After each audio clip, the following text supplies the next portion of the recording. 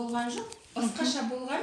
150 жылдық Ахмет Байтұрсынұлының 150 жылдығына орай осындай Ахметтану мінекей оқу орталығын әдемілеп жасақтап берді. Мына жерде сыйымдылығына қарай кітап қоры тұр. Бұдан бөлек қазір төменге түскенде көресіздер.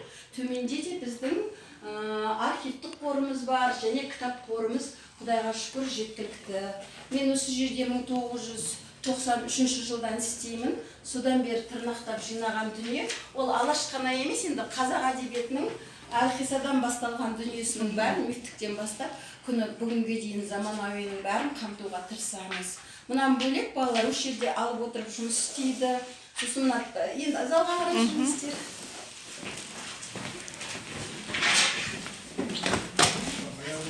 Залға қарай жүріңіздер, міне мына жақ залымыз. Келген балаларға осы жақты да көрсетеміз. Олар өздері кішкене бір адаптациядан өткеннен кейін осы жерге бейімделіп, сол Ахметтану, Алаштану, жалпы қазіргі қазақ әдебиетіндегі Ахмет Байтұрсынның рөліне байланысты әрбір залмен таныстыру жұмысын жүргізіп те үйренеді. Талдау жұмыстарын жасайды. Мынау бірінші залымыз, естулеріңіз бар шығар. Былтыр 16 қарашада Қасым-Жомарт Кемелұлы Тоқаев өзі ашып берген мынау қазақ санасының шамшырағы деген залымыз бала Ахметтен даналыққа жеткен бүкіл ғұмыры қамтылады. Қазақ тілі әдебиетінің ғана негізін салушы емес, мемлекетіміздің негізін салған тұлға ретінде бұл кісінің кешеге дейін жекеменшікте болып келген дүниесін 21 жылы 13 қазанда мемлекетке өткізіп, ухтеп, былай айтады ғой, полноценный дейді ғой, өзімізді толыққанды сезінудеміз. Ахмет Байтұрсынның бүкіл ғұмыры өзінің айналасындағы зиялылармен бірге түгел қамтылған. Ахмет Байтұрсынұлының 17 ұжымдық суреті қамтылған, жекелеген суреттері. Сосын мына жерде жеке өзінің дүниесі деген кезде, мінекей мына жерде қол чемоданын көресіздер, мына жақта жұбайының заттарын көресіздер, сол отбасы тұтынған сандықты көреміз. Мына тіл әдебиеттің, жаңағы әдебиеттің басы болған дүниелері 40 салдан бастап әдебиет танытқышқа дейін қойдық. Мына жақта тілдік мұрасы.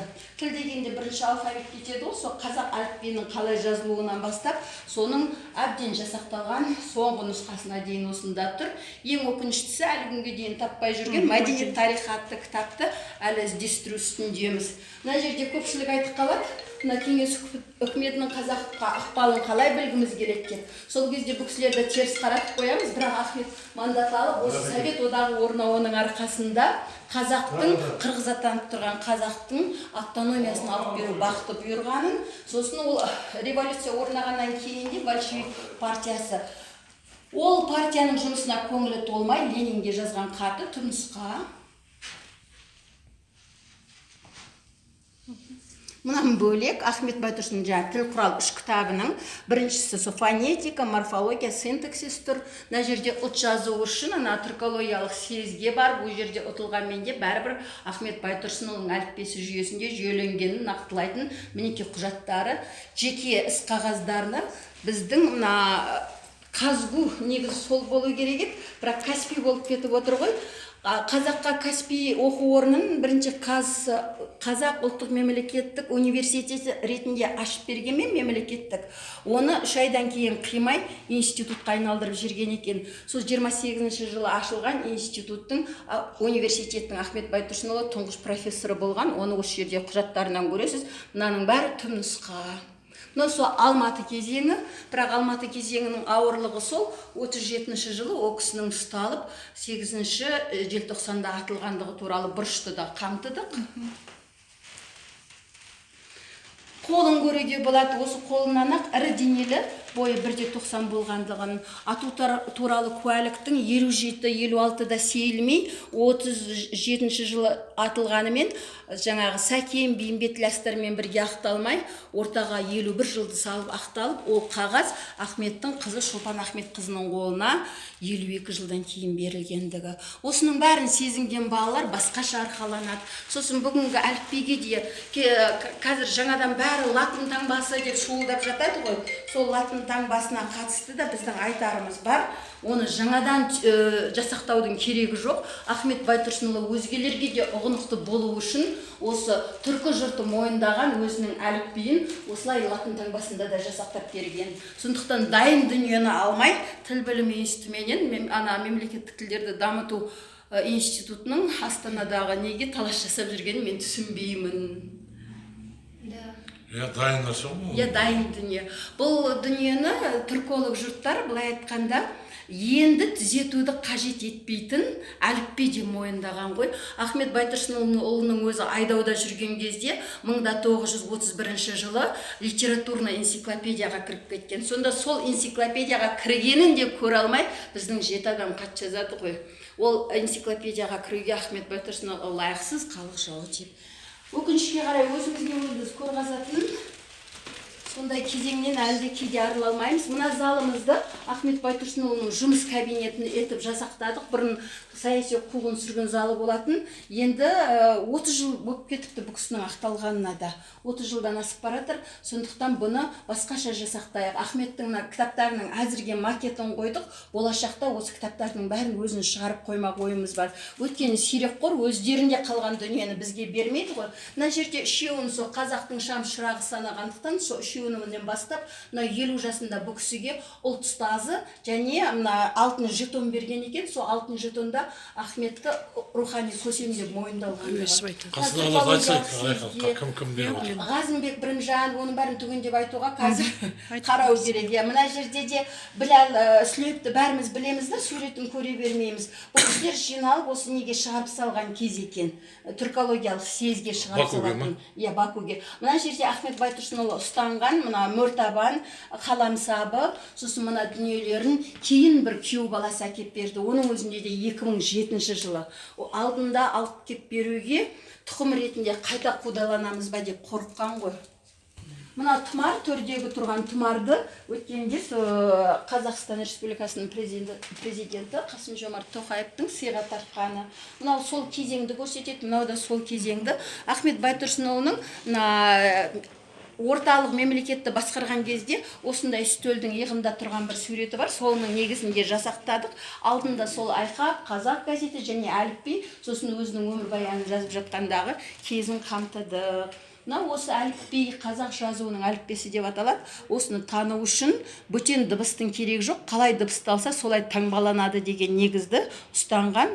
Сол жазу қалу керек еді, өкінішке орай қалған жоқ. Бірақ біздің бүгінгі заманауи кирилл қарпіндегі дүниеміз осының негізінде жасақталған.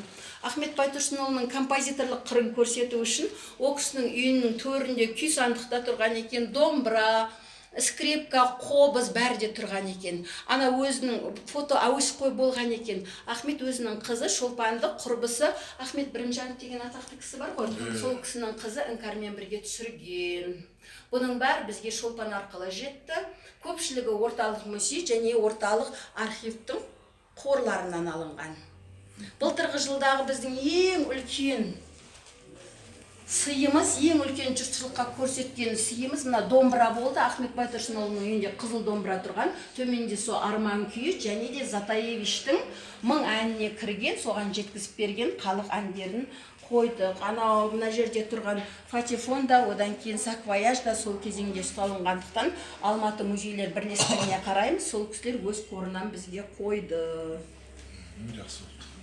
Енді қайта оралған кезде, мына жақтан қайта оралтамыз, өйткені ұлттық рухтың ұлы түнінің оралуын мынадан көрсетеміз. Мінекей, сосын әйнектерге мән берсеңіздер, бұрын біздің терезелеріміз көп болған, терезенің бәрінде сондай ақпараттармен қамтыдық. Мына жерде терезеге қарап тұрсаңыздар, Ахмет өмірге келген Ақкөл. Ал мынау Ахметтің қасқайып тұрған суретін өзінің жерлес Бақытқан Мырзахметов деген кісі 2007-те салған. Сол 2007-те Иманғали Тасмағамбетов осы үйге үлкен жөндеу жасатып берген. Мына жерде Ахамның рухы мәңгі өшпейді, ана тілдің айбары, ғасыр саңлағы Ахметке берілген марапаттар.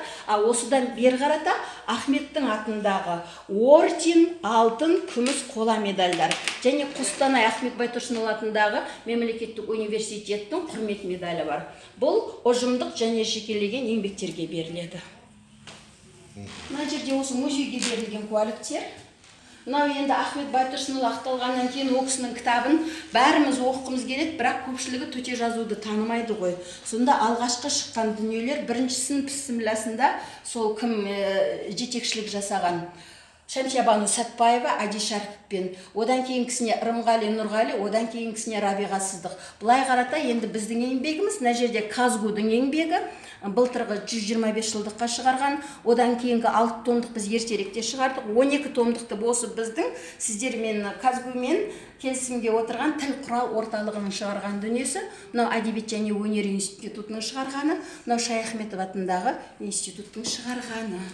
Ахметтің өзінің туған өлкесінде қойылған жаңа ескерткіш, мына Қостанайда 2000 жылы қойылған, тұңғыш президентіміз Назарбаев өзі тұсаукесерін жасаған. Мына жерде біз айтуға болмайды деген кездің өзінде Ахметке қатысты Америкада Эдвард Олройд деген кісінің жетекшілігімен Орталық Азия, Ресей билеуінде деген кітап шыққан екен. Осы кітаптың нұсқасын 67 жылы шыққан. Бізге Америкада оқып жүрген біздің жас өрендер болашақпен барған осы кісілердің арқасында жетті. Негізі бұл алғашқыда Темірбек Қожекеевке әкеліп берген екен. Аманқостар айтады, бірақ мен өзім көрген жоқпын.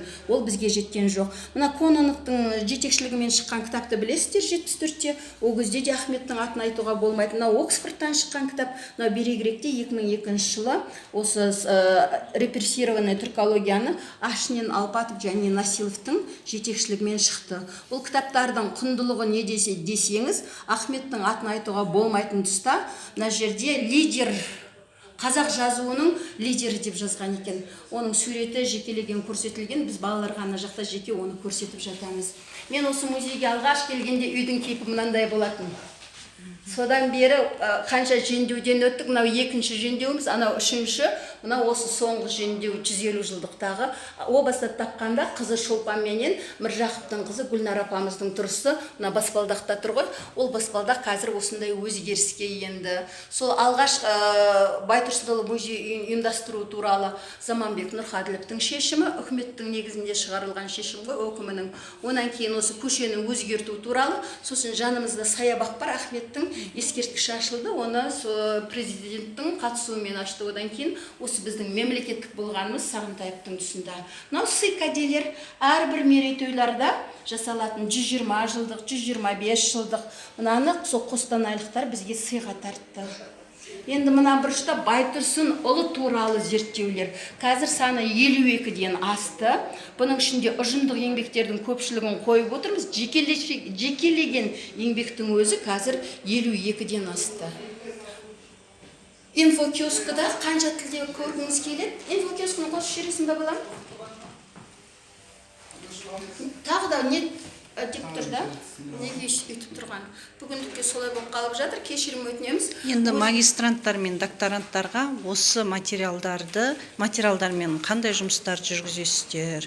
Сіздерде тұрақты түрде келген магистранттар мен докторанттарға міндеттелетін жұмыстар бар ма? Солар туралы айтсаңыз. Мысал үшін менің өзімнің жетекшілігіммен Ахмет Байтұрсынұлының мұрасына тікелей қатысты 2 магистрант қорғады.